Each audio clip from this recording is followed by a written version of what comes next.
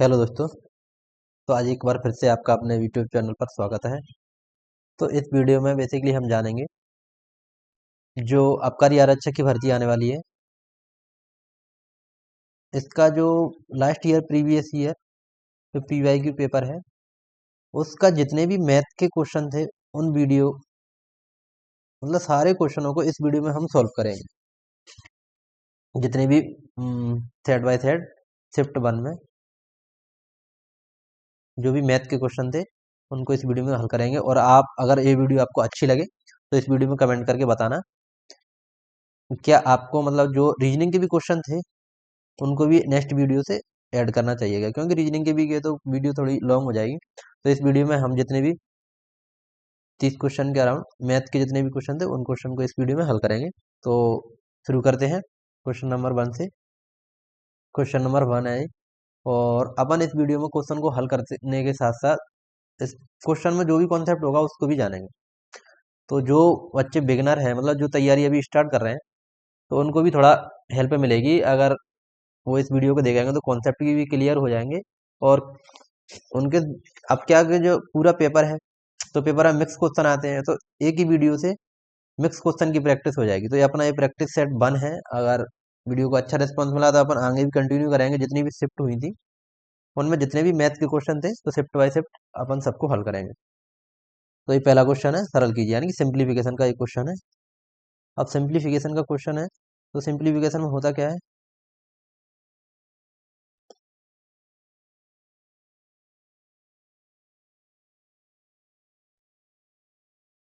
सबसे पहले सिंप्लीफिकेशन के लिए अपन को जानना क्या पड़ेगा, बॉड मास। बॉड मास यानी कि जो सिंप्लीफिकेशन का सबसे बेसिक फॉर्मूला है, बी से होता है इसका मतलब ब्रैकेट, ओ से ऑफ, यानी कि किसी क्वेश्चन में लिखा रहता है ना ऑफ इंग्लिश में, और हिंदी में का, ऐसे 7 का 6% ऐसे करके लिखा रहता है, उसका मतलब तो ऑफ। या बी से ओपन भी बोलते हैं कुछ। डी से डिवाइड, एम से मल्टीप्लाई, ए से ऐड और एस से सब्सट्रैक्शन यानी कि घटा। तो अपन हल करते हैं इस क्वेश्चन को। थोड़ा पेन को थोड़ा कर लेते हैं। अब क्या दिया, सबसे पहले अपन ब्रैकेट वाला सॉल्व करेंगे, यानी कि अपन इस पार्ट को सॉल्व कर ले रहे हैं। सबसे पहले इस बीच वाले पार्ट को हल करना पड़ेगा। तो 7 प्लस 9 कितने हो जाएंगे, 16। 16 मल्टीप्लाई 3 यानी कि 3 मल्टीप्लाई 7 प्लस 9 है ना, तो इसका मतलब क्या है, 7 मल्टीप्लाई 16 यानी 48। अपन जो बच्चे जिनको बिल्कुल भी नहीं आता उस तरीके से हल करके चलेंगे सारी चीज़ें। और पेपर का यही लेवल रहने वाला है, तो ज़्यादा टफ आता नहीं है। और 2 घंटे मिलते हैं पेपर में 100 क्वेश्चन के लिए। तो सबसे जरूरी चीज यही होती है कि आप पेपर में तुक्का ना लगाएं।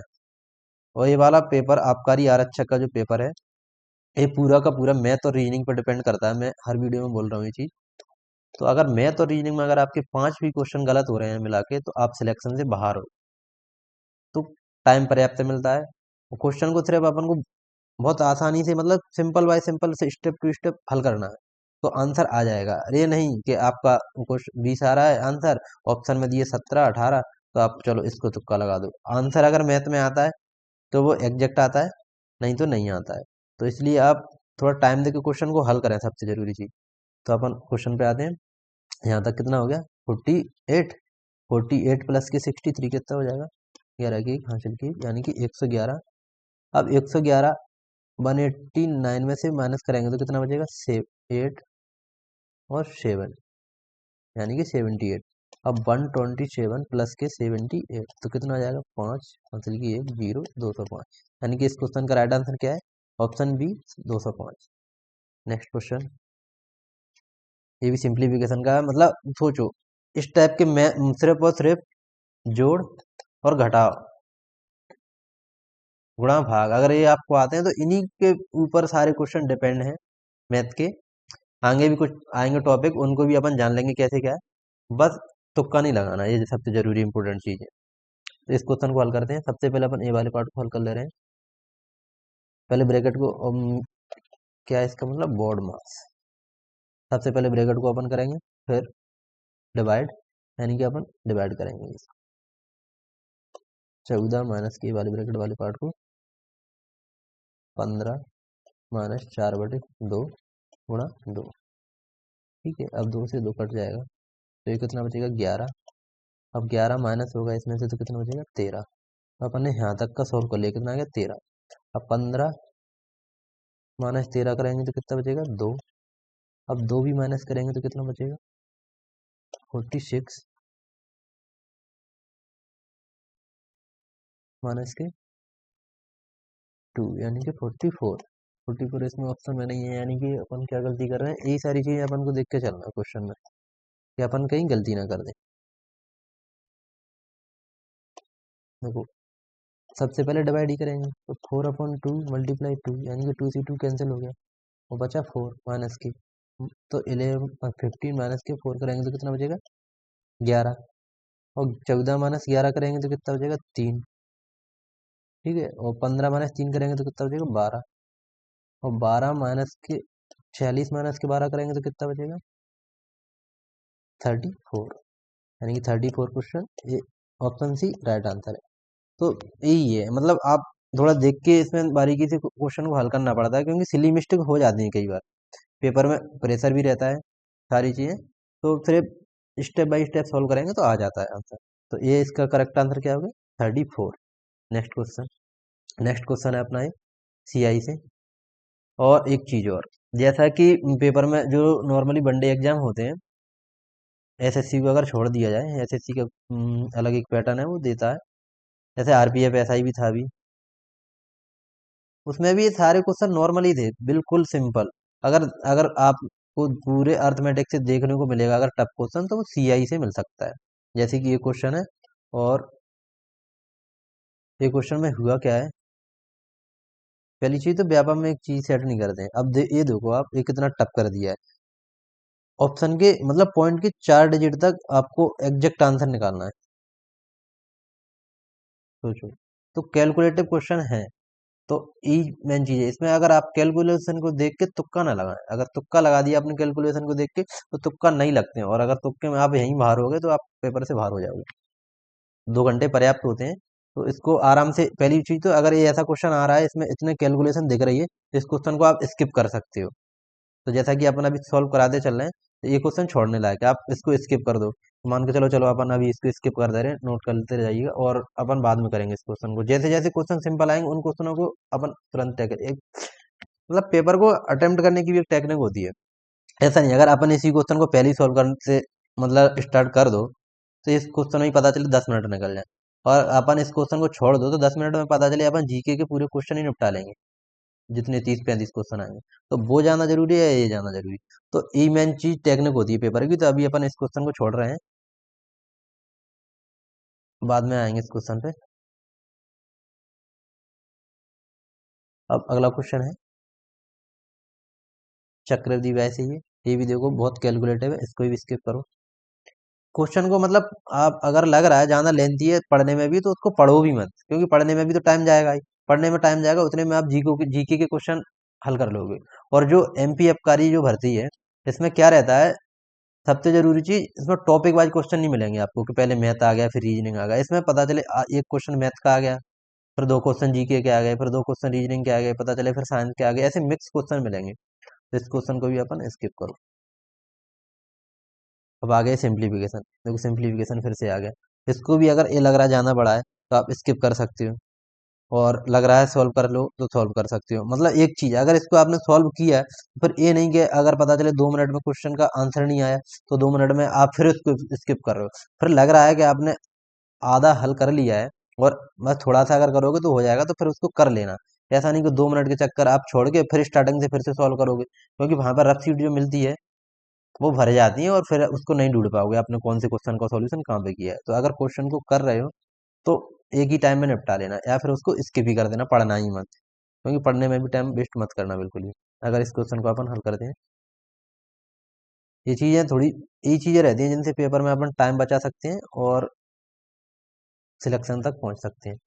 सबसे पहले देखो, ये अलग पार्ट है कि यहाँ से यहाँ तक, और ये अलग है। मतलब पूरा ये बड़े ब्रैकेट में है फिर।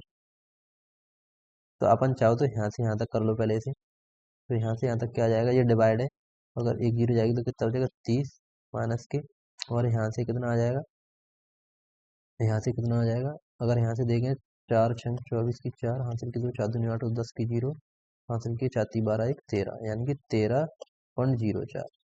ठीक है, प्लस के, और यहाँ से कितना आ जाएगा, 4×9 = 36, 4×5 = 20, हासिल की 3, हासिल की 2, 4×5 = 20 और 2 = 22। और अब इन दोनों को ऐड कर लो तो कितना हो जाएगा, 22 और 13 35, 10 मतलब 40, यानी कि 35.4 यहाँ से आ गया। और ये माइनस के 30, तो यहाँ से कितना बचेगा, 5.4। ठीक है, ये वाला जो पार्ट है वो अपना बचा कितना, 5.4। इसको नोट कर लो। और यहाँ पे आगे से अब पूरा माइनस स्टार्ट, अब इसको सोल्व कर ले रहे हैं अपन ये वाले पार्ट को। तो यहाँ से कितना आएगा, अगर इसको हल करें, 4×4 = 12 और 3×6 यानी कि 12.6, माइनस के यहाँ से 8.8। ठीक है, प्लस के 2 यानी कि 10.8 हो गया, माइनस के 12.6 है ये। और आगे क्या है, ये डिवाइड है,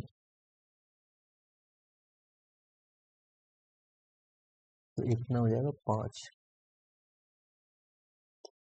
ठीक है, इतना हो गया। तो ये कितना हो गया, 15.8 माइनस के 12.6। अगर इसमें से माइनस करेंगे तो कितना हो जाएगा, 3.2। ठीक है, अब ये प्लस है, तो यहाँ से कितना हो जाएगा, प्लस के, अब ये वाले पार्ट से कितना, 3.2 आ गया। और ये कितना डिवाइड है, अगर इसको इससे डिवाइड करेंगे तो कितना है, 6.1। और इन दोनों को अगर ऐड कर देंगे तो कितना हो जाएगा, 9.3। प्लस के यहाँ से कितना आ जाएगा, 5×5 = 25 और 5×2 = 10 यानी कि 26। तो इन दोनों को ऐड कर देंगे, 35.3। ये माइनस के है। तो अगर ये माइनस, आप कितना आ गया यहाँ से सोल्व करके, 5.4 माइनस के 35.3, इसमें से इसको माइनस कर दो, 5.4 यानी कि 9, हासिल की 6, 15 में 6 9, और हासिल की 2, यानी कि माइनस के 29.9 इसका करेक्ट आंसर है। तो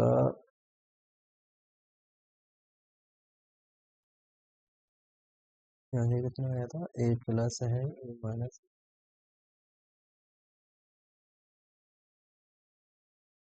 5.4, 6 9, 29.9।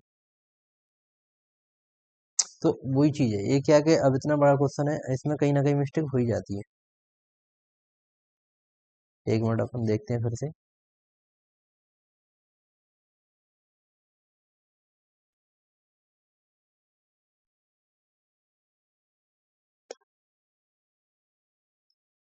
देखो, इसमें क्या है, पहली चीज तो क्या हो रहा है, जो अपन इसको जो जो अड्डा 24/7 की एक पीडीएफ थी, वहां से अपन ने इसको डाउनलोड किया था, प्रीवियस ईयर पेपर।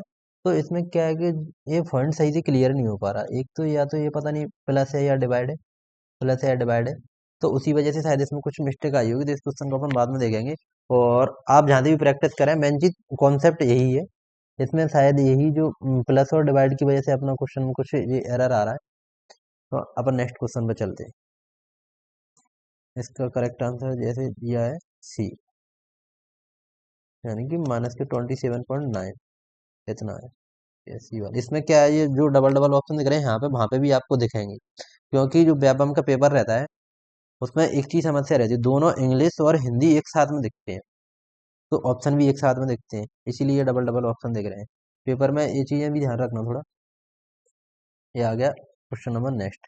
3 के प्रथम 20 गुणनों का औसत ज्ञात करें।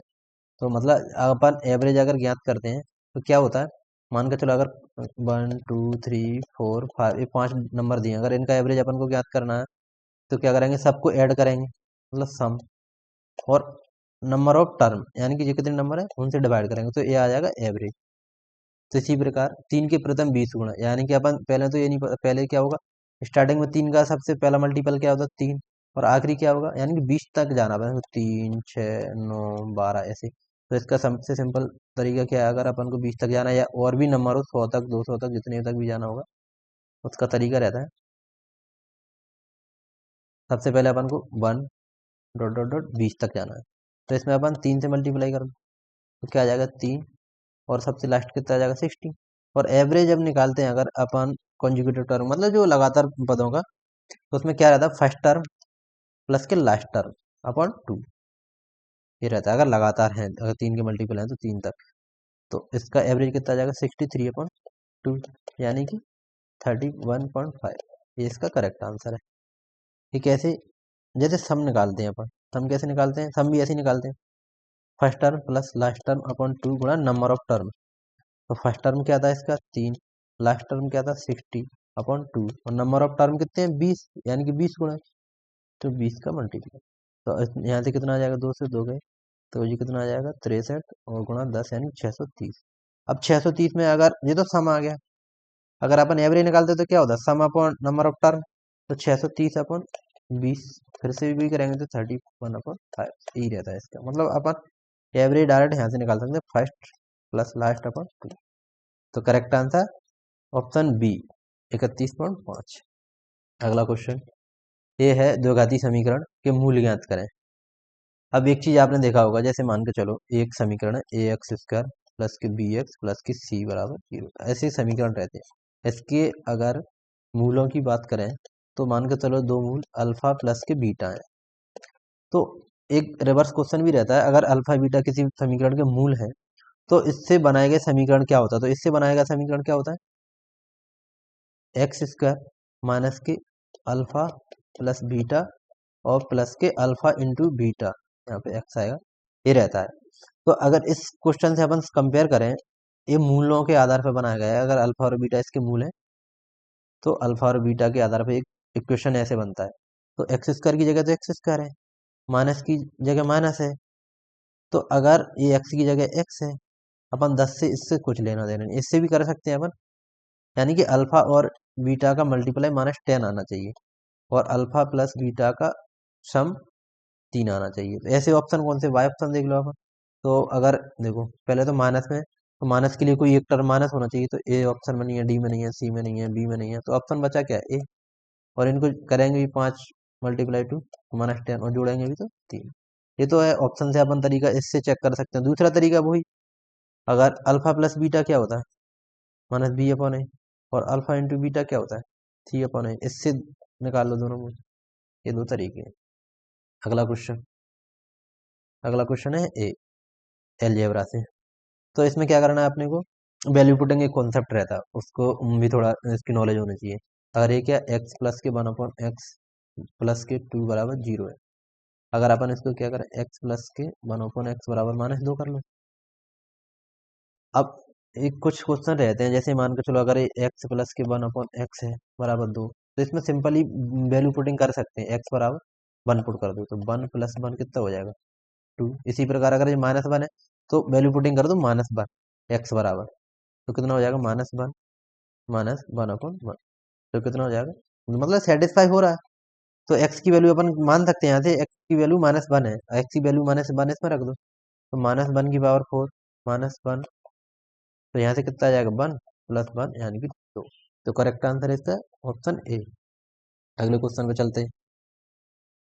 अगला क्वेश्चन आ गया ए, ये भी अलजेब्रा से ही है।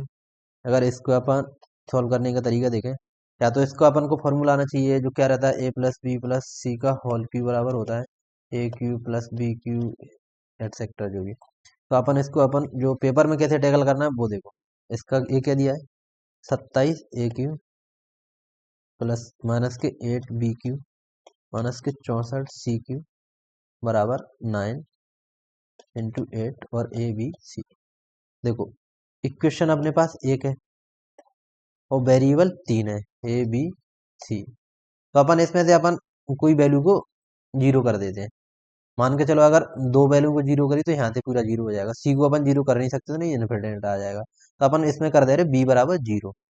अगर बी बराबर 0 पुट करें तो क्या हो जाएगा, यहाँ से बी बराबर 0 करेंगे तो इधर 0 आ जाएगा, यहाँ से ये 0 हो जाएगा, तो ये कितना हो जाएगा 27 AQ बराबर 64 CQ, यानी कि A/C कितना आ गया 4/3। ठीक है, अगर एक रेशियो निकला है मतलब एग्जैक्ट इनकी वैल्यू नहीं है, अगर इनको अपन रेशियो भी माने तो कोई दिक्कत नहीं। तो अपन यहाँ पर रख दो बी बराबर तो 0, तो 3A/C, 3 ए और सी की वैल्यू कितने 4/3, 3 से 3 गया तो आंसर क्या हो जाए 4, यानी कि करेक्ट आंसर है इसका ऑप्शन सी 4। इसी तरीके का पेपर आता है, मतलब कुछ नहीं इसमें अपन को थोड़ा बस, जो व्यापम के पेपर है और जो अबकारी, वो तो पूरा का पूरा मैथ और रीजनिंग पर ही डिपेंड करता है इसका सिलेक्शन। मैथ के क्वेश्चन है, रीजनिंग के इससे भी ज्यादा क्वेश्चन आते हैं। तो इसमें होता क्या है, अपन को इसमें गलत नहीं करना, बेसिक क्लियर होने चाहिए, और बेसिक से सारी चीज अपन को शॉर्ट ट्रिक ना भी आए इस पेपर में तो कोई दिक्कत नहीं है, क्योंकि पेपर में हमेशा 2 घंटा, मतलब 2 घंटा एक पर्याप्त टाइम रहता है 100 क्वेश्चन के लिए। क्योंकि एसएससी जैसे पेपर में तो 100 क्वेश्चन के लिए 1 ही घंटा मिलता है, तो इसमें 2 घंटा पर्याप्त रहता है। अगर आपके बेसिक क्लियर है, और भले आप एक एक स्टेप बाय स्टेप सॉल्व करो, प्लस माइनस एक एक अक्षर जोड़ जोड़ के, तब भी पेपर आपका पर्याप्त टाइम से हो जाएगा, और गलती के चांस कम से कम रहेंगे, और पेपर में पैनिक ना करें। ये सारी चीज़ें टिप्स रहती हैं। अगला क्वेश्चन पे चलते हैं। ये है अगला क्वेश्चन अपना, अ, जो प्रॉफिट लॉस से, अमित को 1200 रुपए की एक कमीज बेचकर 4% का नुकसान हुआ, 4% का लाभ अर्जित करने के लिए शर्ट को किस कीमत पर बेचा जाना चाहिए। मतलब 1200 रुपए में जब किसी चीज को वो बेच रहा है तो 4% का नुकसान हो रहा है, और 4% का लाभ अर्जित करने के लिए कितनी पे बेचना चाहिए। तो एक चीज, जो परसेंटेज और प्रॉफिट लॉस जो टॉपिक होते हैं, इनमें दो चीज याद रखो। एक तो सब कुछ अगर यूनिट में बात करें तो 1 यूनिट के बराबर होता है। दूसरी चीज 100%। जो मेन हर चीज की जो मूल कीमत होती है वो 100% होती है अपने आप में।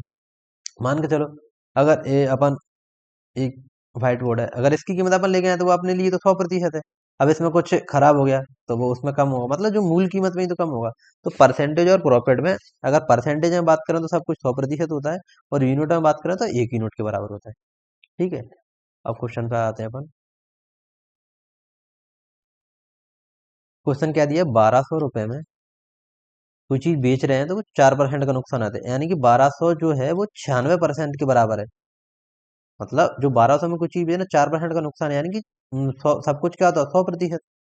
4% का नुकसान माइनस के, तो 96% के बराबर। तो 4% का लाभ अर्जित करने के लिए उसको किस कीमत पे बेचा जाना चाहिए, यानी कि 104 की कब होगी, यानी कि एक्स कीमत। मतलब 1200 रुपए में जब बेच रहे हैं तो 4% का नुकसान हो रहा है, तो 4% का लाभ अर्जित करने के लिए कितने पे बेचा जाए, अपन उल्टा कर लो। तो इसका क्रॉस मल्टीप्लाई कर लो, तो क्या करेंगे, 4 से डिवाइड कर लो। ये से पहले 12 से ही कर ले, 12 8 96। अब 8 से ही कटेगा, 8 से ही कट जाएगा, 8 एकम 8, 8 3 24, यानी कि एक्स बराबर कितना आएगा, 1300 रुपये। इसका करेक्ट आंसर क्या होगा, 1300, ऑप्शन सी। ये इसका तरीका रहता है। अगला नेक्स्ट क्वेश्चन चलते हैं। कॉन्सेप्ट ही समझते चलना साथ के साथ में।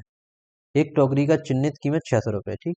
दुकानदार 20% की छूट और 60% का लाभ प्राप्त करता है, ठीक है। यदि कोई छूट नहीं दी जाए तो उसका लाभ प्रतिशत क्या होगा। चिन्हित कीमत मतलब मार्क प्राइस, एमपी, मतलब अंकित मूल्य, ठीक है। 600 रुपये अंकित मूल्य, समझ ना। इस पे 20% की छूट दे रहा है। 20% का मतलब क्या है, छूट मतलब 80%, यानी सब कुछ क्या होता है 100%। अगर इस पे 20% की छूट दे दे तो कितना बचेगा, 80%। तो 80%, ठीक है। और प्रतिशत हटता तो क्या आता, मान के चलो अगर ये अपन बोले 80%, इसको यूनिट में बदलें तो क्या हो जाएगा, 80/100। यानी कि प्रतिशत जहां भी गायब होता है वो बटे में 100 आ जाता है, और प्रतिशत अगर लगाना हो तो 100 का मल्टीप्लाई करना होता है। तो 80% बराबर अपन क्या लिख सकते हैं, 80/100। इसको काटेंगे तो कितना, 4/5। ऐसे ही अगर ये प्रतिशत अपन हटाएंगे तो क्या आ जाएगा, 100। तो क्या बोल रहा है, 600 रुपये मार्क प्राइस है जिसपे 20% की छूट दी जाए, तो छूट दे दी। अब क्या करा, 60% का लाभ प्राप्त हुआ। इतने पे जब बेच रहे हैं कोई कीमत को तो 60% का लाभ, यानी कि 160 के बराबर। मतलब सीपी होता है 100%, सीपी पे जो ऐड कर दो वो होता है लाभ। तो 20% छूट देने के बाद में ये अंकित प्राइस है, 20% की छूट दे दी, फिर भी उसको 60% का लाभ हो रहा है, इतना तक ठीक है। यदि कोई छूट नहीं दी जाती तो उसका लाभ प्रतिशत क्या होता, अगर वो ये 80% की छूट ना देता, यानी कि 600 में ही बेचता, तो उसका लाभ परसेंट क्या होता, ए, ठीक है। अब यहाँ से सॉल्व कर लो, 600 से 600 कट जाएगा, और इसका मतलब क्या था, 4/5। 4 से अगर इसको काट दो कितना बचेगा, 40। तो एक्स बराबर कितना होगा, 40 × 5, यानी कि एक्स बराबर 200। ये प्रतिशत में है, इधर वाला पार्ट क्या था अपना, प्रतिशत में था। 200 आ रहा है, और सीपी कितना होता है, 100, यानी कितना बढ़ गया, 100। तो लाभ प्रतिशत क्या हो गया, 100%, मतलब डबल हो गया लगभग। टोटल डबल, यानी कि 200 हो गया तो 100% लाभ है, 100 तो उसका सीपी है। तो ये होगा क्वेश्चन नंबर 2, मतलब लाभ हानि का ये क्वेश्चन है। अगले क्वेश्चन पर चलते हैं। राजू एक वस्तु को उसके लागत मूल्य से 20% कम पर बेचता है। यदि उसने 450 रुपये अधिक में बेचा होता तो उसने 25% का लाभ कमाया होता। तो वस्तु का मूल विक्रय ज्ञात करें। लागत मूल्य, यानी कि लागत मूल्य क्या है, सीपी, कॉस्ट प्राइस है 20% कम। कॉस्ट प्राइस क्या होती है, 100%। अपन पेन का कलर चेंज कर ले रहे हैं। 100% और इसको 20% कम, यानी कि 20% कम करेगा, माइनस के 20 तो कितना, 80% में बेच रहा है। ठीक है, यदि उसने इसे 450 रुपये अधिक बेचा होता तो उसने 25% का लाभ कमाया होता। यानी कि ये तो क्या हो रहा है, जो सीपी यानी कि 20% का, या तो इसे ये तो उल्टा नुकसान था पहले, और जैसे ही इसने 450 रुपये में अधिक में बेचा तो इसे क्या हो गया, 25% का प्रॉफिट हो गया। तो यहाँ से यहाँ तक इसने कितना कर दिया, 20% का, तो ये उसका नुकसान ही बच रहा है। और दूसरी चीज इसको तो यानी कि 450 की जो वैल्यू है वो कितनी, 45 के बराबर हो गई। मतलब 450 रुपये उसने जैसे ही बढ़ाए तो उसका जो पहले 20% का नुकसान था वो तो पूरा हो ही गया, उसको 25% का प्रॉफिट भी हो गया। यानी कि उसने 450 रुपये 45% के बराबर बढ़ गया वो। ठीक है, इसकी वैल्यू 450 की वैल्यू 45% के बराबर है। तो वस्तु का मूल विक्रय मूल्य क्या है, मूल विक्रय मूल्य क्या था, 80%। तो 80% की वैल्यू क्या है, एक्स, इसको क्रॉस मल्टीप्लाई कर लो। ठीक है, अगर इसको अपन क्रॉस मल्टीप्लाई करेंगे तो क्या आ जाएगा, 45 से तो 45 ही कट गया। तो एक्स बराबर क्या, इधर की साइड अपन क्या पहले लिखने का तरीका भी क्या होता है, कीमत की साइड कीमत लिखते हैं और प्रतिशत की साइड प्रतिशत, यानी कि लाभ है या हानि है सीपी, जो प्रतिशत की साइड प्रतिशत। तो 450 रुपये 45% के बराबर थे, तो 80% कितने के बराबर होगा, x रुपए के बराबर। तो इनका क्रॉस मल्टीप्लाई कर लो, तो कितना आ जाएगा, 45 से तो 45 क्रॉस हो गए, तो बचा कितना, ये इधर 10, तो ये कितना हो गया, 800 रुपये। तो 800 इसका करेक्ट आंसर है। अगर ये चीज किसी को समझ में नहीं आ रहा हो ये कैसे लिखते हैं अपन, तो इसका दूसरा तरीका बताते हैं अपन। होता क्या है, मान के चलो 450 रुपये कितने के, 45% के बराबर हो गए। ठीक है, मान जैसे कि 45% 450 रुपये के बराबर, ऐसे भी लिख सकते हैं अपन, 45% बराबर 450। तो 1% बराबर कितना हो गया, 450/45। मान के चलो क्या, 1 रुपए में 10 टॉफी, तो 10 रुपए में कितनी टॉफी, 100 टॉफी। वही चीज, अगर 45% की वैल्यू 450 है तो 1% की वैल्यू कितनी होगी, 450/45, यानी कि 1% की वैल्यू कितनी आ गई, 10। और उसी प्रकार अब अपन को 80% की, तो 80% का गुणा कर दो दोनों साइड, तो कितनी होगी, 800। ये तरीका, मतलब जो कंपटीशन की तैयारी कर रहे हैं उन्होंने थोड़ा बहुत अगर कहीं से भी किसी भी टीचर से पढ़ा होगा तो ये बेसिक कैलकुलेशन का पार्ट है, इसको आता होगा। अगर नहीं आता हो तो अपन एक वीडियो में परसेंटेज से फ्रैक्शन में कैसे कन्वर्ट करते हैं ये सारी चीजें डिस्कस कर लेंगे। पेपर तक अपन सारी चीजें कंप्लीट करा देंगे, अगर इस मतलब अपने चैनल को ठीक ठाक रिस्पॉन्स मिला, और अगर आपको अच्छी लग रही है वीडियो, कॉन्सेप्ट समझ में आए, और कमेंट करके बता भी सकते हैं अगर कुछ भी सुधार हो तो अपन इसमें और थोड़ा इम्प्रूवमेंट करेंगे। अगले क्वेश्चन पर चलते हैं। ये है, राम भोजन पर अपने भत्ते का 5/7 खर्च करता है तो उस के भत्ते का कितना हिस्सा शेष बचा। देखो अपन ने क्या बताया था, अभी जो परसेंटेज जैसे ही अपन ने चालू किया था, अगर यूनिट में बात करें तो 1, प्रतिशत में बात करें तो 100। सब चीज अगर यूनिट में बात करें तो वो 1 यूनिट के बराबर है, प्रतिशत की बात करें तो 100% के बराबर होगा। तो राम भोजन पर अपने भत्ते का 5/7, यानी कि उसका भत्ता मान के चलो 1 यूनिट था, उसका 5/7 खर्च कर देता है। तो कितना खर्च कर दिया, 5/7। तो उसके भत्ते का कितना हिस्सा शेष बचा, यानी कि टोटल था एक, 5/7 कर दिए खर्च, तो शेष कितना बचा, 1 - 5/7। तो कितना हो गया, अगर इसका एलसीएम लोगे तो 7 - 5/7/2/7। ये आ गया इसका correct answer, 2/7, option number A. ठीक है, मान के चलो जो बेस में जो होता है वो ही यूनिट के बराबर होता है, मतलब ऐसे मान के चलो ये 3/4 है, तो इसमें जो मूल यूनिट है वो 4 है, यानी कि 4 का 3, 3/4 मतलब जो जो टोटल 4 था उसका 3 हिस्सा ऐसे ए के पास है। मान के चलो ए का हिस्सा 3/4 है, तो ए के पास 3 है, और बचा कोई भी हो उसके पास है 1/4, तो टोटल ये 4 हो गया। एक चीज है, मान के चलो ए और बी दो लोग हैं, इनके पास 4 रुपए हैं, दोनों के पास मिला के। अब अपन कह रहे हैं ए के पास तो 3/4 है और बी के पास कितना बचा, 1/4। तो टोटल जो बटे में जहां भी आती है, अगर यूनिट की बात करें तो बटे में आता है वो मूल यूनिट होती है। तो टोटल कितने हैं, 4। ए के पास 3 है तो बचा कितना, 1, तो वो दूसरे को हो जाएगा। ऐसे ही इस क्वेश्चन में क्या है, 5/7 खर्च कर रहा है तो टोटल कितना रहा होगा, 7। तो बचा कितना, 2। तो 2/7 इसका बचा, मतलब टोटल 7 है। इस तरीके से हल करना चाहिए, ठीक है। अगला क्वेश्चन, और थोड़ा वॉइस वगैरह भी कुछ लास्ट वीडियो में कमेंट आई थी सही से नहीं आती, तो क्या है कि माइक वगैरह थोड़ा सोर्स वगैरह आता है, और धीरे धीरे सारी चीज़ें इम्प्रूवमेंट होंगी। ये पेपर जिसमें देखो अब इतने क्वेश्चन हो गए, आपने नोटिस की होगी क्वेश्चन ज़्यादा टफ नहीं है सारे के सारे अर्थमेटिक के, एक आध दो क्वेश्चन एडवांस मैथ से भी आते हैं। मैंने बेसिक चीज़ें आपकी क्लियर होनी चाहिए, तो अपन हर टॉपिक का अगर कोशिश करेंगे, ऐसे मान के चलो परसेंटेज है, प्रॉफिट लॉस है, एलजेब्रा है, इनके बेसिक बेसिक जो फॉर्मूला हैं और कॉन्सेप्ट हैं, उनके बारे में अपन छोटी छोटी वीडियो बना के डाल देंगे, तो वो आप देखना, तो उनसे वो भी क्लियर हो जाएंगे, टॉपिक क्लियर हो जाएंगे आपके। जैसे वो है time and work, time and distance, तो इनमें क्या रहता है, कैसे कैसे फॉर्मूला रहते हैं, कुछ चीज़ें आप देख सकते हो। ये अगला क्वेश्चन, अपन इस क्वेश्चन में फोकस करते हैं। आरोही क्रम में व्यवस्थित करें। आरोही क्रम का मतलब क्या होता है, असेंडिंग ऑर्डर, और अवरोही क्रम का मतलब होता है डिसेंडिंग ऑर्डर। मतलब आरोही क्रम मतलब बढ़ता क्रम, और अवरोही क्रम मतलब घटता क्रम, ठीक है। बढ़ता क्रम मतलब पहले छोटा, ऐसे 1 2 3, ऐसे इसको आरोही क्रम बोलते हैं, और अवरोही क्रम मतलब 3 2 1, इस टाइप से। तो अपन इस क्वेश्चन को क्या करेंगे और कैसे करना चाहिए इसको, इस टाइप के क्वेश्चन अगर पेपर में आते हैं तो उसके लिए बेस्ट तरीका ये है,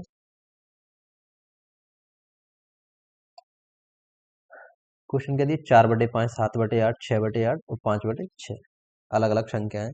अगर अपन को जानना सबसे छोटी संख्या कौन सी है, पहले तो अपन इनको ऑप्शन से भी हल कर सकते हैं, कोशिश किया करो अगर ऑप्शन से चीजें क्लियर हो रही हैं। ऐसे देखो, ऑप्शन ए में क्या दिया सबसे पहले, 4/5, बी में भी क्या दिया, 4/5, और सी और डी में अलग अलग है। ये ऑप्शन ये यहाँ तक है, ऑप्शन बी यहाँ तक है, ऑप्शन सी यहाँ तक, ऑप्शन डी यहाँ तक, ठीक है। तो अगर मान के चलो, अपन सबसे पहले चेक कर लो कोई दो संख्या, अगर ये सबसे छोटी हो रही है 4/5, तो ये यानी तो ये दो दो दो ऑप्शन तो अपने आप ही हट जाएंगे। तो 4/5 का मतलब क्या, 0.8, इसका इसमें डिवाइड देके चेक करो। तो अगर 4 में 5 का डिवाइड करेंगे तो कितना आएगा, 0.8।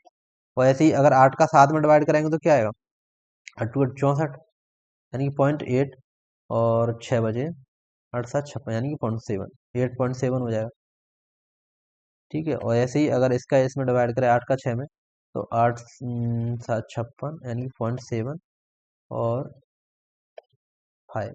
और ऐसे ही अगर इसका इसमें डिवाइड करें 6 का 5 में, तो कितना आएगा, 6×8 = 48, और 2×6=18, ए मान लो। अब सबसे छोटी कौन सी संख्या भाई, सबसे छोटी संख्या तो ए हुई, इसका मतलब क्या, तीसरी वाली 6/8 हुई कि नहीं हुई। तो इसमें ए वाला ऑप्शन तो, ऑप्शन ए और बी तो ये वैसे ही बाहर हो गए। अब बचे कौन से, सी और डी। सी और डी में 6/8 कहाँ पे दिया है, डी में सबसे पहले, ये भी बाहर हो गया। तो करेक्ट आंसर डी। तो इनको अपन सिंप्लीफाई कर लो और थोड़ा ऑप्शन पे गौर मारो, तो दो ऑप्शन तो ऐसे ही एलिमिनेट हो रहे हैं। अगले क्वेश्चन पे चलते हैं। गायों का एक झुंड प्रत्येक दिन 5 लीटर दूध देता है, लेकिन प्रत्येक गाय प्रतिदिन कुल दूध का 1/4 देती है। वे 5 दिन में 35 लीटर दूध देती हैं, तो इस झुंड में कुल कितनी गायें थी? मतलब गायों की संख्या ज्ञात करनी है वैसे। कोई झुंड है मान लो, उसमें प्रत्येक दिन 5 लीटर दूध उत्पन्न होता है, मतलब एक दिन में 5 लीटर दूध हो रहा है। अगली लाइन क्या दिए, लेकिन प्रत्येक गाय प्रतिदिन कुल दूध का 1/4 देती है, यानी कि एक गाय कितनी दे रही दूध, 5 बटे, प्रतिदिन कुल दूध का 1/4, यानी कि 5/4, इतना दे रही है एक दूध, मतलब एक गाय इतना दूध दे रही है, टोटल इतना आ रहा है। तो संख्या कैसे निकालेंगे अपन, संख्या कैसे निकालते हैं, टोटल अपॉन एक जो, अरे मान के चलो अगर ये 100 रुपए हैं, अपन को इसमें 5 लोगों में बांटना है, तो कितना मिलेगा, 20 रुपए पर व्यक्ति। उसी प्रकार अगर एक व्यक्ति इतना दूध दे रहा है, टोटल इतना है, तो व्यक्ति की संख्या निकल आएगी। तो टोटल कितना है, 5, और एक व्यक्ति गाय का कितना दूध है, 5/4, 5 से 5 जाएगा, 4 ऊपर जाएगा तो कितनी आ गई, 4 गाय। इस चीज का कोई मैटर नहीं है इसमें, वही अगर एक दिन में 5 लीटर दूध दे रहा तो 7 दिन में 35 लीटर, तो इसमें कौन सी नई बात है। तो ये तो ऐसे ही सिर्फ कंफ्यूजन करने के लिए बढ़ा दिया। मेन चीज यही है, अगर एक दिन में 5 लीटर दूध निकल रहा है तो एक गाय का इसमें दिया है, कुल जो दूध है एक दिन का उसका 1/4 है, यानी कि 5/4 एक गाय का है। और टोटल इतना है, तो टोटल में एक गाय का भाग दे दो तो सारी गाय निकल जाएंगी, तो 4 गाय राइट आंसर है। अगला क्वेश्चन, राव एक काम 220 दिन में कर सकता है, वह 16 दिनों में कितना काम कर सकता है। एक चीज जो टाइम एंड वर्क का क्वेश्चन है, तो ये तो खैर सिंपल सा, अगर अपन इसको ऐसे ही देखें, मान के चलो एक राव एक काम का 220 दिन में कर सकता है कोई सी काम को। मान के चलो अगर एक काम है इसको 220 दिन में कर पा रहा है, और राव राव की टाइम के वर्क क्या होता है, टाइम इंटू रेट। ठीक है, अगर टोटल वर्क अपन को निकालना है, टाइम कितने लग रहा है 220 दिन, और रेट मान लो इसकी 1 है, तो कितना 220 कार्य निकला है। इसी प्रकार 16 दिन में कितना कार्य कर पाएगा ये 16, तो कह रहा है कितना काम कर सकता है, तो 16/220। टोटल कार्य नीचे लिख दो, ऊपर लिख दो, जितने दिन में कर पा रहा हो उतना, 4 से काटो 4, 4 से 55, 4/55 इसका करेक्ट आंसर। क्योंकि इसमें कोई ज्यादा लोग है नहीं, एक ही व्यक्ति काम कर रहा है। मान के चलो एक व्यक्ति 4 दिन में कोई काम कर, एक दिन में अगर कोई काम 4 दिन में खत्म कर पा रहा है, तो एक दिन में कितना कर पाएगा उसका 1/4। इसी प्रकार अगर कोई काम 220 दिन में खत्म कर पा रहा है, तो 16 दिन में कितना कर पाएगा, 16/220। इस प्रकार इसका एक कॉन्सेप्ट। अगला क्वेश्चन, निम्नलिखित में से कौन 8 से विभाज्य है। ये आ गया डिविजिबिलिटी, जो नंबर सिस्टम एक कॉन्सेप्ट मतलब टॉपिक है उससे। तो डिविजिबिलिटी रूल आना चाहिए। डिविजिबिलिटी रूल क्या कहता है, अगर कोई संख्या 2 से डिवाइड है तो वो संख्या का आखिरी अंक 2 से डिवाइड होगा। कोई संख्या 4 से डिवाइड कैसे चेक चेक करना है, तो उसके आखिरी 2 डिजिट 4 से डिवाइड होंगे। ऐसी 8 से चेक की डिविजिबिलिटी रूल कहता है, कोई संख्या को चेक करना 8 से डिविजिबल है कि नहीं, तो वो संख्या के आखिरी के 3 अंक 8 से डिविजिबल होंगे। ये बाय ऑप्शन चेक करना पड़ेगा अपन को। तो या तो अपन इसको पूरा चेक करो, तो वही, लेकिन अपन को तो पता है 8 का अगर डिविजिबिलिटी रूल अपन को पता है, तो आखिरी के 3 डिजिट में अपन भाग देंगे, बाकी में देंगे ही नहीं। तो सबसे पहले अगर इसको चेक करें, जो संख्या है तो 616, 616 में 8 से डिवाइड करें तो कितना आएगा, 8×7 = 56, बचेगा तो 7×76, तो ये नहीं है। इसी प्रकार 848, 848 में 8 से डिवाइड करें तो 10, अच्छा ये हो रहा है। दूसरी भी चेक करो, 8×1 = 12, ये नहीं जा रहा, 8 से डिवाइड नहीं हो रहा, ये तो होगा नहीं, इसका तो डिजिट ही ऑड है। अगर इवन संख्या से अपन डिवाइड करें तो उसका लास्ट डिजिट पहली बात तो इवन ही होना चाहिए, तो ये ऑप्शन तो ऐसे ही एलिमिनेट हो रहा है। और ये 2 ऑप्शन अपन ने चेक कर लिए, बाकी का ऑप्शन बचा बी करेक्ट आंसर। अगला क्वेश्चन, ये है एज वाला क्वेश्चन, जो एज वाला टॉपिक है, आयु वाला। ये वाला क्वेश्चन क्या कह रहा है, एक पिता की आयु उसके 5 बच्चों की आयु के एक योग के बराबर है। यानी कि मान के चलो पिता की आयु एक्स है और 5 बच्चों की आयु का योग पूछ रहा है। अब इसमें अलग अलग बोल नहीं रहा, तो अपन तो मान लो 5 बच्चों की कुल आयु कितनी है, वाई, और ये दोनों बराबर है। ठीक है, ये तो होगा क्वेश्चन मतलब लिखने का पहला कंडीशन क्या दे दी उसने, एक। अब दूसरी कंडीशन क्या करा है, 15 वर्ष बाद बच्चों की आयु का योग पिता की आयु का योग का दोगुना हो जाता है। अब मान के चलो एक्स एक व्यक्ति है, एक व्यक्ति बी है, 5 साल बाद तो 5 इसके में ही बढ़ाएंगे, 5 इसके में ही बढ़ाएंगे, तो टोटल कितना बढ़ जाएगा, 10 साल। ऐसे ही अगर ए बच्चों की आयु, अपन ने 5 बच्चों की आयु बाय मानी है, 5 बच्चे हैं, 15 साल बाद कह रहे हैं, तो सभी की 15 साल बढ़ेगी। ये तो है नहीं कि मान के चलो अगर एक ही में 15 बढ़ गए तो बी अपनी जगह पर रुकाइए, टाइम तो चलता है, टाइम तो मान मेरी में भी 5 ही बढ़ेंगे, अगर साथ में कोई हो उसकी साल में भी 5 ही बढ़ेंगे। तो अगर ये टोटल 5 व्यक्ति हैं, 15-15 साल बढ़ेंगे, तो ये कितने हो जाएंगे, 75। इसकी में भी बढ़ेंगे 15, क्योंकि ये भी तो साथ में ही है, तो 15 इसके में बढ़ेंगे। तो ये हो गई दूसरी कंडीशन। अपन इसको अलग से लिख ले रहे हैं, ऊपर एक्स बराबर, और पहली कंडीशन तो मतलब उसके पिता की आयु 5 बच्चों की आयु के बराबर है।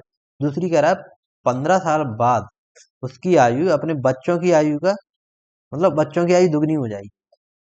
इनकी आयु, जो बच्चों की आयु वो दुगनी है, तो बराबर करेंगे तो इस इधर 2 का मल्टीप्लाई करना पड़ेगा, तो कितना आएगा, 30 + के 2x इधर कितना आ जाएगा, बाय प्लस के 75।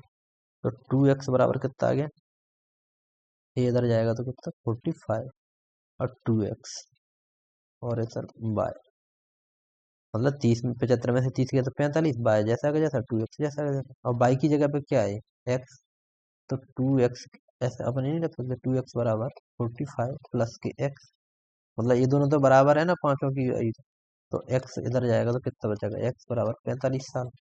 तो पिता की आयु आ गई 45 वर्ष, करेक्ट आंसर है इस क्वेश्चन का। एज वाले क्वेश्चन में तो कुछ करना ही नहीं होता, मतलब जैसा जैसा अगर वो कंडीशन बताते जा रहा है वैसा करते जाओ, तो जिसको नहीं भी आता होगा वो भी कॉमन सेंस से कर लेगा इस क्वेश्चन को, जिसके मतलब लॉजिकली भी सोचेगा वो।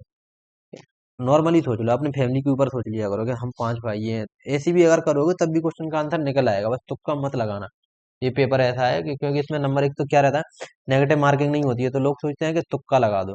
तुक्का मैथ रीजनिंग में तो मैं आपको बहुत अच्छे से बोला हूँ कि लगाना ही मत, जितने क्वेश्चन तुक्का लगाना है साइंस और जीके में लगाना, क्योंकि नहीं है तब भी इनको लगाना तुक्का, माइनस मार्किंग है नहीं अगर इनमें लगाया आपने, क्योंकि ये ऐसे पार्ट है अगर इनको आपको पहले क्वेश्चन हल करके ट्राई करना पड़ेगा, नहीं आए तब वो एक अलग कंडीशन है कि अब आ ही नहीं रहा तो अब क्या करें। सिर्फ ऐसे ही नहीं कि मतलब ऐसे ही लगा दो कि ये ही होगा, तो बहुत पीछे चले जाओगे।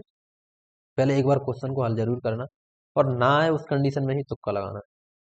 अगला क्वेश्चन है, ये आ गया अपना ज्योमेट्री का क्वेश्चन है।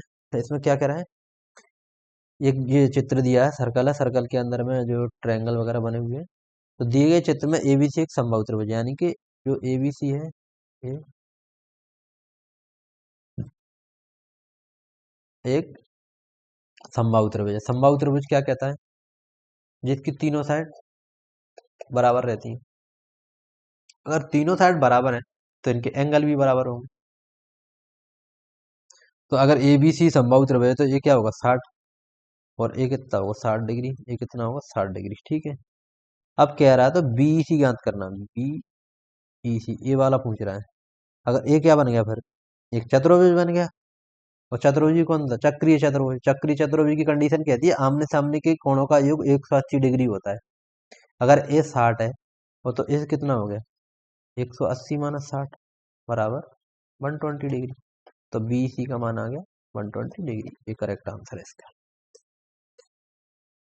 ये आ गया टाइम एंड डिस्टेंस वाला क्वेश्चन, रेस वाला। ए 45 किलोमीटर की दर से ड्राइव करता है और 4 मिनट देरी से मतलब अपने गंतव्य तक पहुंचता है। यदि 60 किलोमीटर प्रति घंटा से जाता है तो 5 मिनट पहले पहुंच जाता है। मतलब ये कोई व्यक्ति है, अगर वो 45 किलोमीटर की स्पीड से जा रहा है तो उसको क्या हो रहा है, 4 मिनट देरी से पहुंच रहा है, ठीक है। और अगर 60 की स्पीड से जाता है तो वो 5 मिनट पहले पहुंच जाता है। तो इन कंडीशन में क्या रहता है, इनका एलसीएम ले लो। अगर एलसीएम लेंगे तो कितना आएगा, अगर अपन जो स्पीड का एलसीएम लेते हैं तो वो डिस्टेंस निकल जाती है, तो इन दोनों का एलसीएम लेंगे तो कितना आ जाएगा 15 गुणा 3, 15×3 = 45, और इसका करेंगे तो 15×3 = 60, ये इसका एलसीएम आ गया, ठीक है। तो यहाँ से और जी क्या आ गई, दूरी। मैंने क्या बोला, अगर अपन चाल का एलसीएम लो तो दूरी निकल आती है, तो दूरी कितनी है आ गई इतनी। इसको अगर अपन कर लें कैलकुलेशन तो कितना आएगा 15×3 = 45, और 45 दूनी 90 दूनी 180, 180 किलोमीटर ये दूरी आ गई। अब जो टाइम एंड डिस्टेंस वाला टॉपिक है इसमें 3 चीजें अगर आपको आती हैं तो इसके सारे क्वेश्चन आपसे हल हो जाएंगे, बस बेसिक थोड़ा दिमाग लगाना। दूरी क्या होती है, समय गुणा चाल, यानी कि स्पीड। और समय क्या होता है, दूरी अपॉन चाल। समय निकालेंगे तो दूरी में चाल का डिवाइड कर दो, कोई दिक्कत नहीं है। एक फॉर्मूला हो गया, दो फॉर्मूला हो गया, तो तीसरा क्या है, अगर अपन को चाल निकालनी है तो क्या हो जाएगा, दूरी अपॉन समय। और अपन इसको इंग्लिश में लिख लें, डिस्टेंस बराबर टाइम इनटू स्पीड, टाइम बराबर distance upon time, distance upon speed, sorry speed बराबर डिस्टेंस अपॉन टाइम। 3 चीजें, ठीक है। वही चीजें, डिस्टेंस बराबर टाइम इनटू स्पीड, और अगर टाइम निकालेंगे तो जो दूरी में स्पीड का भाग दे देंगे, और स्पीड निकालेंगे तो बेस दे देंगे। ये 3 चीजें, ठीक है, क्लियर है। अगर अपन, ये तो है इसकी स्पीड, ये एक स्पीड है, उनके अपन एलसीएम लिया तो ये दूरी आ गई। तो अगर ए वाली कंडीशन में, और ये एक व्यक्ति है, एक दो दो कंडीशन दी है, इसमें अगर 45 की स्पीड से चल रहा है 180 किलोमीटर की दूरी, तो कितना टाइम लगेगा? 4 घंटा। और 60 की स्पीड से चल रहा है तो कितना लगेगा? 3 घंटा। समझ में आ रहा है? टाइम निकालना अपन को, दूरी जी है 180, मान लो यहाँ पर स्पीड अगर 45 से भाग देंगे तो 4, और ऐसे ही 60 से भाग देंगे तो 3 घंटा। ठीक है। तो यहाँ पे यहाँ तक कितना, ये तो अपन ने दूरी मानी हुई दूरी है, एग्जैक्ट अपन को दूरी पता नहीं है, दूरी अपन ने अभी निकाली नहीं है, तो अपन ने एलसीएम ले लिया था स्पीड का। तो ये एक दूरी मानी हुई आ गई। अगर 180 किलोमीटर पे ये कंडीशन अप्लाई होती तो 4 घंटा लगते और 3 घंटा लगते, तो अंतर कितने का आ जाता? 60 मिनट का। ठीक है। तो अपन क्या करना, 180 किलोमीटर पे कितने का आ रहा है? 60 मिनट का अंतर। ठीक है। और अब एक जो अपना क्वेश्चन है उसमें एक्चुअली में कितने का आंसर आ रहा है?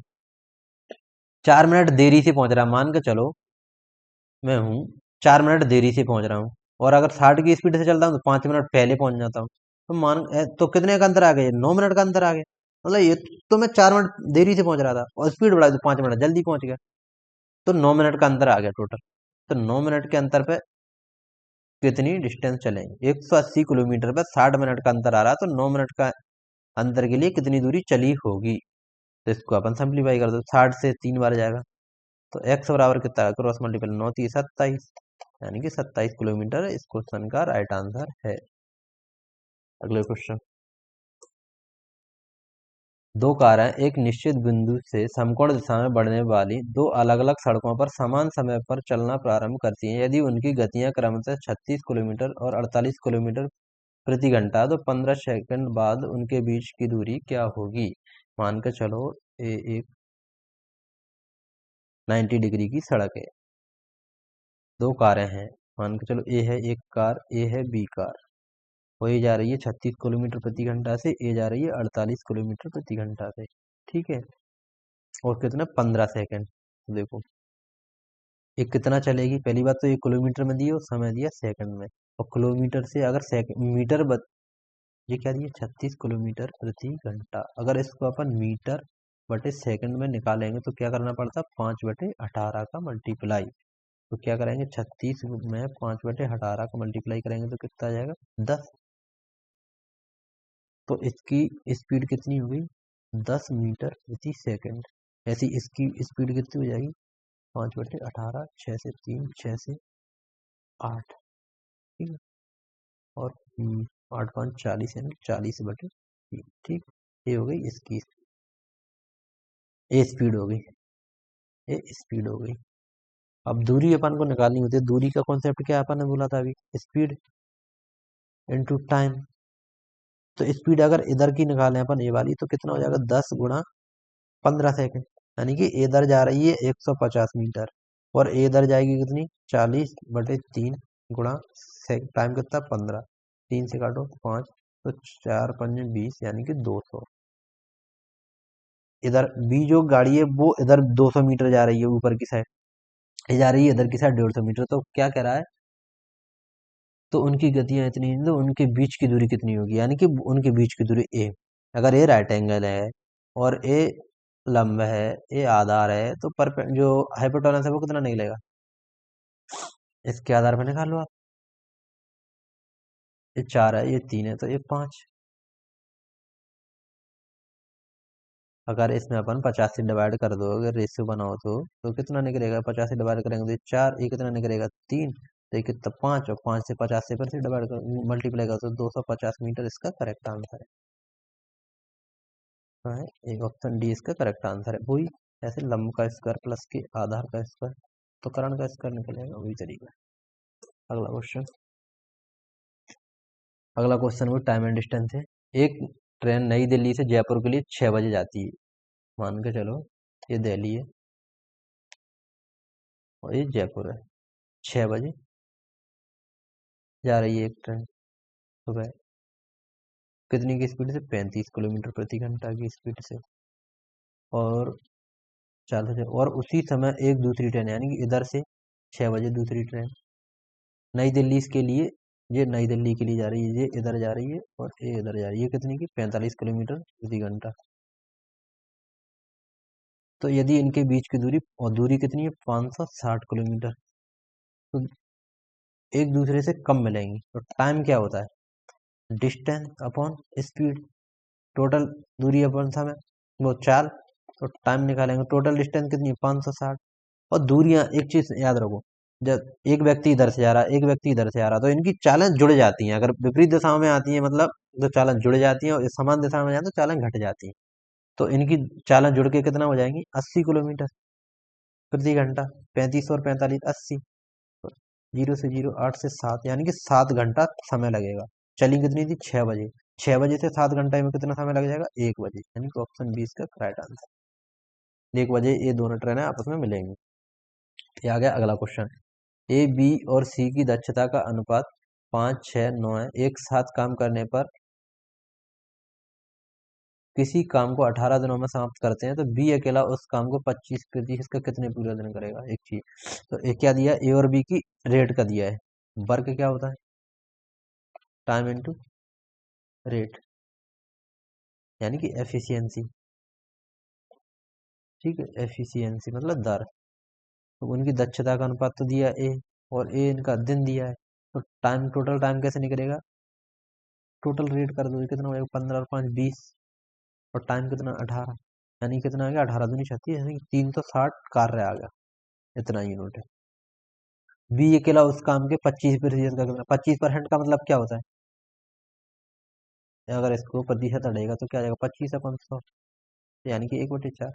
तो 360 का 1/4 कितना निकलेगा 90, यानी कि बी को कितना टाइम लगेगा 90 काम करने में, बी की रेट कितनी है 6, 6 से काटे 15 दिन, 15 इसका करेक्ट आंसर ऑप्शन ए। तो इस वीडियो में फिलहाल इतना ही, वीडियो ज़्यादा लंबा हो जाएगा, मतलब इसी टाइप के क्वेश्चन आगे और देखते हैं क्या है। एक तो क्वेश्चन ही और है, जैसे चलो इस क्वेश्चन को देख ले रहे हैं। 4 घंटियां एक निश्चित समय पर एक साथ बजती हैं, इसके बाद वे क्रम से 6 8 और 10 12 सेकंड के अंतराल पर बजती हैं, तो कितने मिनटों के बाद वे फिर से पहली बार एक साथ बजेंगी। अगर जो जैसे चौराहे पर लाइटें बजती हैं, तो उनका अगर टाइम दिया है, ये 6 सेकंड 8 सेकंड 10 सेकंड के अंतराल पर बज रही हैं, तो इनका एलसीएम ले लो, अगली बार कब जलेंगे जी, इनका एलसीएम कितना आएगा 6 8 10 और 12, इनका एलसीएम कितना आएगा 120, यानी कि 120 सेकंड बाद ये दोबारा से जलेंगी। 120 सेकंड का मतलब क्या होता है 2 मिनट, 2 मिनट इसका राइट आंसर है। अगला क्वेश्चन, 2187 प्राप्त करने के लिए 3 की घात कितनी होनी चाहिए, -3 है। एक चीज, पहली बात तो घात कितनी होनी चाहिए, तो घात माइनस में तो होगी नहीं, अगर माइनस में मान के चलो किसी चीज की पावर है, तो वो तो उसका मतलब क्या होता है बटे में। इसका मतलब क्या है, -3 की पावर -7 है, तो इसका मतलब तो यही है ना, माइनस के 3 की पावर 7, तो माइनस तो होगा नहीं, तो ये गया ये गया, ये दो ऑप्शन तो हट ही गए, अब बचा 15 और 7। अगर अपन 3 की पावर, और एक चीज, अगर ये ऑप्शन में दिया नहीं है, अगर कोई ऑप्शन इवन होता जैसे 8 है 10 है, तो वो भी नहीं होता, क्योंकि जैसे ही अगर माइनस पे कोई इवन पावर लगेगी तो वो पॉजिटिव हो जाएगा, लेकिन अपन को आंसर चाहिए नेगेटिव में। तो अपने पास ये दो ऑप्शन बचे, 15 और 7। अगर 3 की पावर अपन 7 चेक करो, तो 7 का मतलब क्या है, अगर इसको अपन 3 ही मान लो, 3 की पावर 4 का मतलब क्या होता है 81, और 3 की पावर 3 का मतलब क्या होता है 27, इन दोनों को मल्टीप्लाई कर लो, नेगेटिव है वो तो, अगर गॉड पावर तो नेगेटिव ही आएगा, इन दोनों का मल्टीप्लाई करेंगे तो क्या आएगा 2187। तो ऑप्शन क्या आ गया राइट आंसर, ऑप्शन डी। 5 से विभाज्य 3 क्रमागत प्राकृतिक संख्याओं का योग 225 है, उनमें से सबसे बड़ी संख्या क्या है। 5 से विभाजित 3 क्रमागत संख्या, यानी कि तीनों संख्या मतलब कॉन्जुगेटिव है, ऐसे 5 है 10 है अगर 15 है, ऐसे मान लो संख्याओं का योग 225 है। ठीक है, तो अपन इसको क्या कर लेंगे, मान के चलो एक संख्या ए है, तो दूसरी संख्या क्या होगी A+5, तीसरी संख्या क्या होगी A+10, यही तो होगी, 5 5 ही तो बढ़ रहा है, 5 इसमें बढ़ गया 5 इसमें बढ़ गया, और 3 ही पूछ रहा है, तो इन तीनों का योग कितना है 225। अगर तीनों को जोड़ दे तो कितना हो जाएगा, 3a + 15 बराबर 225। 15 इधर माइनस होंगे तो कितना बचेगा, 210। तो 3a बराबर 210, तो a बराबर कितना आ गया, 70। a बराबर 70। ये तो क्या है, सबसे स्मॉलेस्ट संख्या है। सबसे बड़ी संख्या क्या है, सबसे बड़ी संख्या तो a है। इसमें 10 ऐड कर दो, तो राइट आंसर है 80। ये HCF का क्वेश्चन है। ये वही टाइम एंड डिस्टेंस का क्वेश्चन फिर से आ गया। तो ये सारी चीजें एक क्वेश्चन है। और अगर आपको वीडियो अच्छी लगी हो तो वीडियो का कमेंट जरूर करें। और ये दो क्वेश्चन अपने रह गए हैं, तो एक मिनट अपन उनको देख ही ले रहे हैं। जो क्वेश्चन थे ना अपने, जो अपन ने ऊपर छोड़ दिए थे, CI वाले।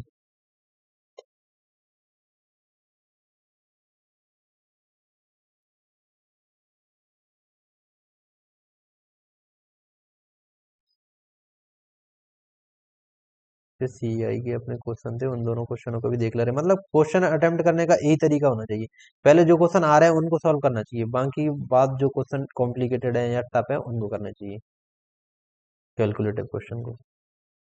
CI वाले क्वेश्चन कहाँ गए अपने, ये हाँ ये जो अपन क्वेश्चन छोड़ दिए थे, तो अब इनको हल कर ले रहे हैं। CI का कॉन्सेप्ट क्या रहता है, CI मतलब चक्रवृद्धि ब्याज का मतलब होता है ब्याज के ऊपर भी ब्याज लगता है।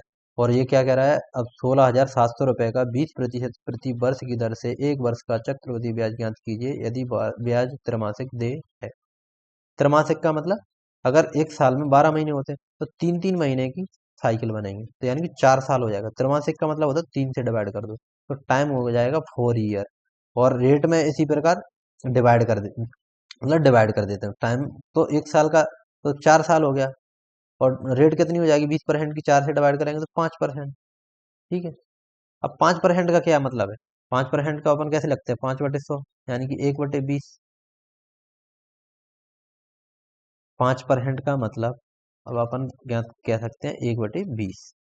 CI चल रहा है, तो CI में अगर कोई 20 रुपए है तो एक साल में कितना हो जाएगा, 21। समझ रहे हो। और लेकिन CI में क्या होता है, इसका स्क्वायर होता है, तो ऐसे 4 साल में कितने हो जाएगी, इसकी पावर 4। समझ गए। ब्याज पे ब्याज लगता है, मान के चलो अगर कोई 100 रुपए है, उस पर 5% की रेट से ब्याज लग रहा है, तो कितना हो जाएगा, 21/20। 21/20, तो ऐसे ही अगर 4 साल तक चलेगा तो इसकी पावर 4 हो जाएगी। इस प्रकार अपन ने यहाँ पे 4 होगी पावर। तो ये तो है अपना मूलधन, और ये है अमाउंट, यानी कि अमाउंट क्या होता है, P+के CI। ऊपर अपन थोड़ा इसको क्लियर कर ले रहे हैं। अपन को 4 साल का निकालना है।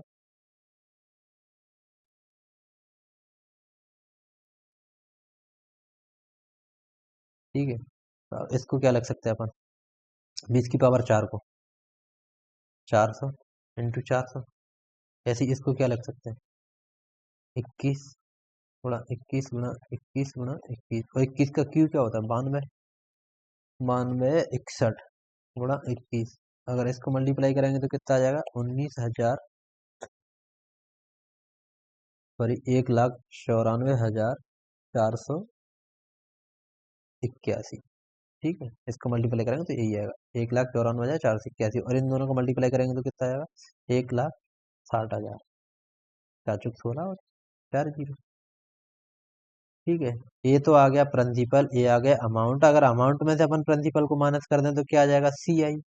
तो 1,60,000 को इसमें से माइनस कर दो, तो 1,8,4,4,3, तो कितना आ गया अपना, 34।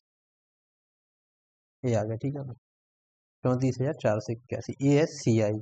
ये अपन यूनिट में, अभी अपन आंसर पे नहीं है अपन, तो अपन क्या कह सकते, ये है अमाउंट। अगर 1,60,000 की वैल्यू क्वेश्चन में 16,700 है, तो CI अपना कितना निकला जी, अगर परसेंट बेस पे 3400, 34,481, तो इसकी वैल्यू कितनी होगी। अगर दो जीरो से दो जीरो डिवाइड कर दो, एक जीरो से अपन इधर घटा दो, एक पॉइंट आ जाएगा। अब 160 को अगर अब इसमें अपन डिवाइड करेंगे तो जी लगभग लगभग 1 पॉइंट समथिंग जाएगा, बहुत माइनर सा। तो अगर 1 पॉइंट का, अगर एक का अगर इसमें गुणा करेंगे तो कितना आ जाएगा, 34,481। और ये थोड़ा सा ही है, मतलब ये पूरा का पूरा 36 तो कैसे नहीं हो पाएगा, तो जो अगर पहली बात तो ए ऑप्शन तो गायब ही हो गए, इतना तो हो ही नहीं पाएगा, तो 5 वाले ऑप्शन तो कट ही गए। अब कितना है, 36, 32 और 36, 35। तो क्वेश्चन में ये, इसमें अपन डिवाइड भी करेंगे तो 160 ना 7 बचा, मात्र 7, और इसमें जीरो पॉइंट के बाद में 01, तब जाके मतलब 3 4 के अराउंड इसमें जा पाएगा, समझ रहे हो। तो इसमें थोड़ा सा ही बढ़ पाएगा, तो इसके जो करीब वाला आंसर है वो इसका राइट आंसर होगा, तो इसका करेक्ट आंसर क्या हो जाएगा, 35 98। ये बहुत कॉम्प्लिकेटेड 5 डिजिट तक दिया है, तो इसको यही करना बेस्ट तरीका है। क्योंकि अगर इसमें थोड़ा भी अगर यहाँ पे भी अगर वो आ रहा, कोई डिजिट आ रहा होता तो अपन सोचते कि हाँ इसका ज्यादा बढ़ जाएगा, ये 3 डिजिट पे जाके कोई डिजिट आएगा तो बहुत ज्यादा फर्क नहीं पड़ेगा। तो 3598 राइट आंसर हो गया इसका। अगला क्वेश्चन क्या था, एक और सीआई का जो अपन मिस किया था वो था ए।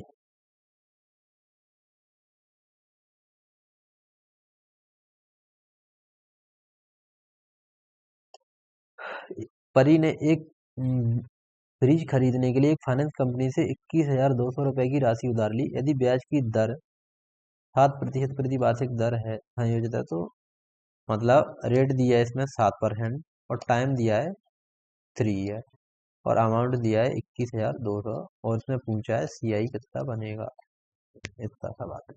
तो 3 साल के लिए अगर सीआई अपन ज्ञात करें तो होता क्या है, अगर 3 ईयर का परसेंटेज कैलकुलेट करें तो होता है 7 + 7 + 7, और जैसे कि मान करें ए बी सी 3 परसेंटेज है, अगर इसको सी आई में अपन कैलकुलेट करें तो A + B + C और AB + BC + CA प्लस के ABC अपॉन 10,000, और यहाँ पे आता है 100। ठीक, अगर इन दोनों को जोड़ करेंगे तो कितना आ जाएगा 21, और इस तरीके से कितना आ जाएगा 7 × 49, इसको 3 बार मल्टीप्लाई करेंगे तो कितना आ जाएगा 3 7 3 9 27, 4 3 12 2 14, और 2 डिजिट बाद 10 9 यानी 1.47, और यहाँ से कितना आ जाएगा ABC का यानी 343/10,000, तो जीरो के बाद तो ये कितना हो गया, मतलब 1.5 तो यहाँ से हो गया, इन दोनों को ऐड करेंगे तो लगभग, और यहाँ से 21, तो टोटल कितना आएगा 22.5 मान लो परसेंटेज। ठीक है, अगर 21,200 का 22% निकालेंगे अपन, 22.5%, ठीक है, तो 2 जीरो से तो 2 जीरो गई। अब इन दोनों का मल्टीप्लाई कर लो, इन दोनों का मल्टीप्लाई करेंगे तो क्या आएगा, यहाँ पे कर लो 1 सेकेंड।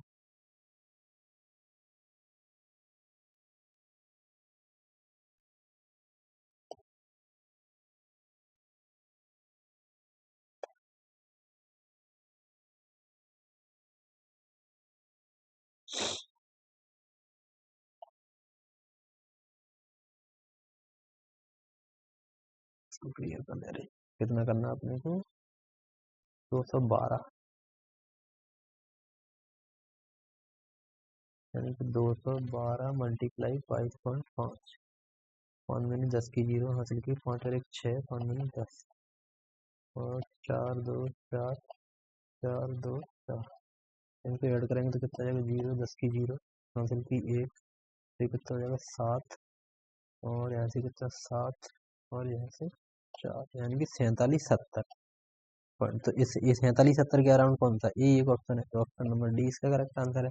तो इस प्रकार आपने ये वीडियो पूरी देखी, जरूर देखना, जिसमें आपके सारे कॉन्सेप्ट क्लियर हो जाएंगे। अगर इसी प्रकार और अच्छी सी वीडियो की कोशिश करेंगे लाएं, सारे के सारे प्रैक्टिस सेट करवाएं, टेक्स्ट बुक पे भी जो टेस्ट डले रहते हैं उनका भी सॉल्यूशन करा देंगे, मैथ और रीजनिंग का, और थोड़ा कोशिश करेंगे धीरे धीरे और अच्छे से इंक्लूड करें टॉपिक को या कॉन्सेप्ट को, अच्छे से समझें। फिलहाल इस वीडियो में इतना ही, अगर वीडियो अच्छा लगा हो तो लाइक करना, वीडियो को चैनल को सब्सक्राइब करना, और अपने दोस्तों में भी शेयर करना जो आबकारी की तैयारी कर रहे हैं। मतलब अगर अपन इसमें हर हफ्ते 2 सेट भी लाते हैं तो अगर 20 से 30 सेट भी कर लिए तो लगभग सारे कॉन्सेप्ट क्लियर हो जाएंगे, और थोड़ा वीडियो में भी अपन भी थोड़ा इम्प्रूवमेंट लाएंगे, नो डाउट। तो फिलहाल इस वीडियो में इतना ही, थैंक यू, बाय बाय, जय हिंद।